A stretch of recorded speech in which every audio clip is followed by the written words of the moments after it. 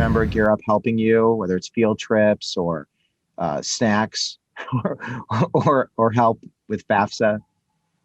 Yeah, so I remember like I'm pretty sure like a lot of other first generation students can also kind of relate to this, but like the very first time that you're working on the FAFSA, it's like this really big daunting document where like you have to go and get your parents' tax information. You have to like find out what day they were married. You have to look into like their birthdays. You have to look at so many different documents and like compare us to other students who have had parents that went to college. You'll be like, oh yeah, just do this, this, and this.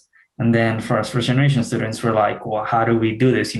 We don't want to go and actually like mess this up. We want to be able to get as much money out of this as we can. So I remember that I would go to the gear up office every now and then and just like ask questions on like, hey, how do I do this section or how do I do that section, whatever. And also another thing I also learned from them is that because both of my parents aren't documented and they don't have like a social security number, on one of the things that they have you do when you try to put in like your parents' social security number is the thing is you just put a bunch of zeros. But I didn't know about that. But it was a nice thing that they're able to tell me about that because I feel that like a lot of the FAFSA isn't very like first generation friendly. There's a lot of things that you really don't know what to do, and it's pretty easy to mess up if you don't have like that sort of good guidance for it.